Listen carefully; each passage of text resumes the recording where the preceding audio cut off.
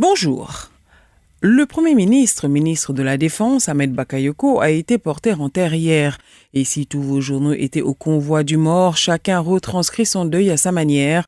Ceux qui l'ont accompagné à sa dernière demeure écrit « Le billetiste du nouveau réveil retourne à leurs occupations quotidiennes ». Les politiques reprendront la politique là où ils l'ont laissée, après avoir chanté les vertus du disparu, vertus qui lui ont valu ses obsèques nationales. Allons-nous les abandonner dans la tombe de Hambak et reprendre la distanciation sociale, l'antipathie, les méchancetés politiques, s'interroge mon confrère. Un bel enterrement n'est pas simplement une improvisation, il faut y consacrer sa vie.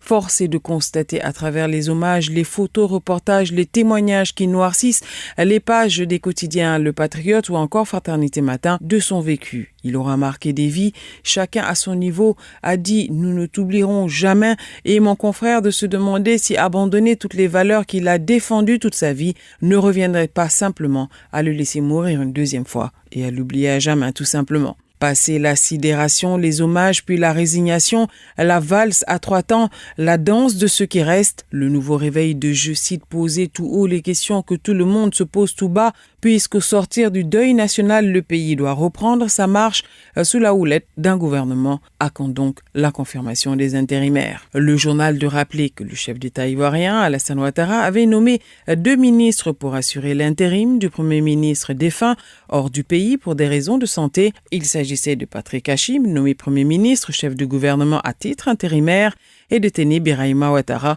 ministre de la Défense par intérim. Ces deux ont donc jusque-là assuré l'intérim dans la perspective du retour du titulaire avec le décès et l'inhumation d'hier. Il va sans dire que les postes sont vacants ou du moins les intérimaires sont à confirmer.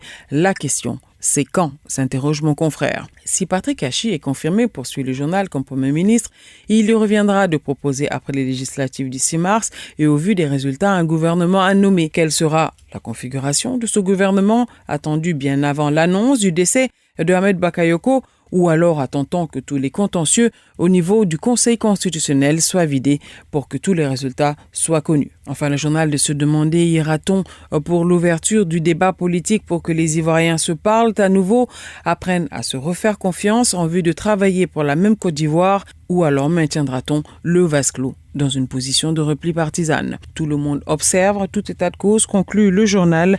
La mort de Ahmed Bakayoko a été une surprise. Que fait l'inconcevable au concevable? Mais il faudra bien que la vie reprenne son cours, conclut le journal. À vos journaux et bonne lecture. Radio de la paix. Se parler, s'écouter, se comprendre.